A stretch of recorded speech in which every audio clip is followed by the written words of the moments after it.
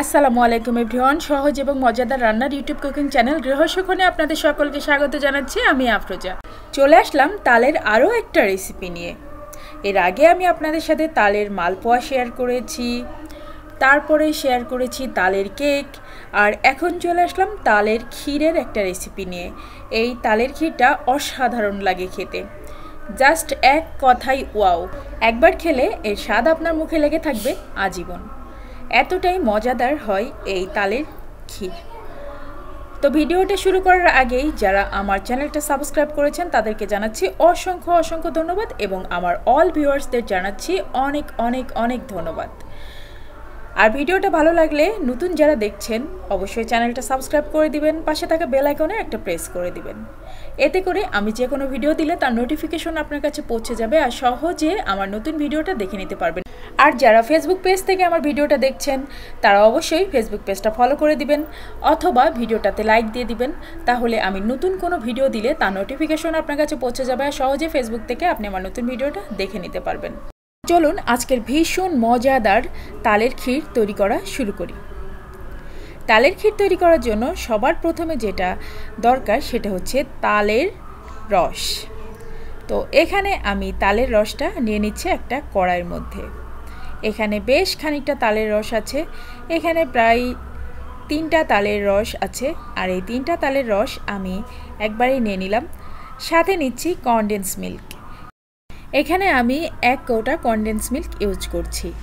আপনারা চাইলে এখানে গুঁড়া দুধটাও ইউজ করতে পারেন, তবে কোনোভাবেই লিকুইড দুধটা ইউজ করবেন না, এতে করে তালের রসটা আরও বেশি লিকুইড হয়ে যাবে আর আপনাকে অনেকক্ষণ ধরে এটাকে জাল করতে হবে। এখন দিয়ে দিব কিছুটা লবণ। মিষ্টি খাবারে যারা লবণ খেতে পছন্দ করেন না তারা কিন্তু লবণটা স্কিপ করবেন।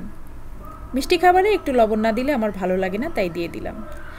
আর এখানে দিলাম 2 টেবিল চামচের মতো চিনি, কারণ এখানে চিনি বেশি লাগবে না, তালটা এমনিতেই মিষ্টি থাকে, কনডেন্স মিল্কটাও মিষ্টি, সেজন্য 2 টেবিল চামচের বেশি চিনি আমি ইউজ করিনি।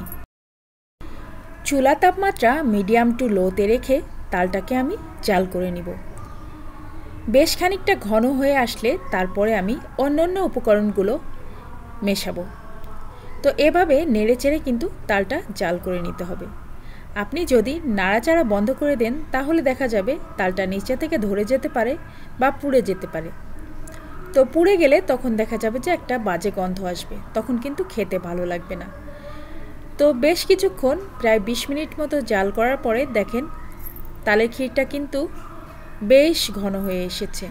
আর এখন এর মধ্যে আমি দিয়ে দিলাম মেজারমেন্ট কাপের 2 কাপ পরিমাণ নারকেল কুচি কোরানো।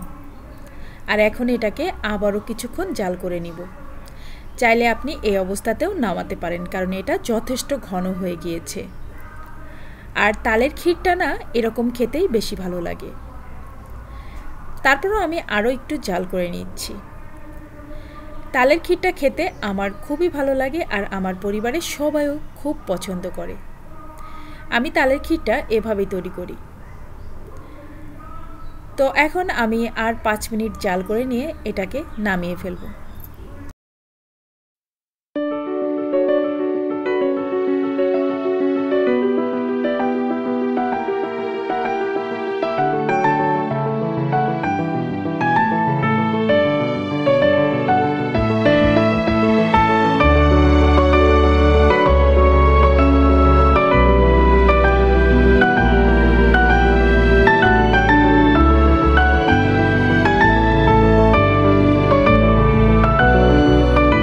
আর এখন উপর থেকে কিছুটা নারকেল কোরানো আমি ছিটিয়ে দিলাম। তো ব্যাস হয়ে গেল আমার তালের ক্ষীর রান্না করা এবং পরিবেশন করা। ভিডিওটা ভালো লাগলে অবশ্যই like, share and subscribe my channel and follow my Facebook page Grihasukhan. তালের ক্ষীরটা যত ঠান্ডা হয় তত খেতে ভালো লাগে।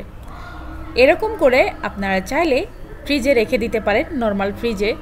তো কিছুক্ষণ ঠান্ডা করার পরে তারপরে খেতে পারেন, অসম্ভব মজা লাগে। আর এটার মধ্যে কনডেন্স মিল্ক দেওয়ার কারণে আরও বেশি টেস্টি হয়। তাই তালের ক্ষীর রান্না করার সময় কনডেন্স মিল্কটা কোনোভাবেই স্কিপ করবেন না। আর যদি কনডেন্স মিল্ক না দেন তাহলে অবশ্যই অবশ্যই গুঁড়া দুধ দিবেন।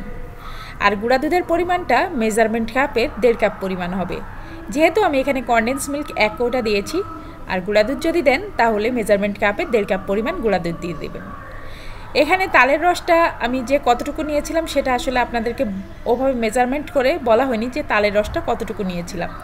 আমি 3টা তালের রস একসাথে করে নিয়েছিলাম। ভিডিওর প্রথমেতে বলেছিলাম যে 3টা তালের রস নিয়েছি। তো যাই হোক, ভিডিওটা প্রথম থেকে শেষ পর্যন্ত যারা দেখলেন তাদেরকে অসংখ্য ধন্যবাদ জানাচ্ছি আমার ভিডিওটা প্রথম থেকে শেষ পর্যন্ত দেখার জন্য। আর আজকের মতো ভিডিওটা আমি শেষ করব। তালের আরও অনেক সুন্দর রেসিপি নিয়ে আমি আসছি ইনশাআল্লাহ পরবর্তী ভিডিওগুলোতে। তো পরবর্তী ভিডিওগুলো দেখার আমন্ত্রণ জানিয়ে আমার এই ভিডিওটা আমি এখানেই শেষ করছি। ইনশাআল্লাহ দেখা হবে, কথা হবে আবার আপনাদের সাথে পরের ভিডিওতে তালের আরও একটা রেসিপি নিয়ে আমি চলে আসব। যেহেতু এখন তালের সিজন, তাই তালের রেসিপিগুলোই আপনাদের সাথে আগে শেয়ার করব। আল্লাহ হাফেজ।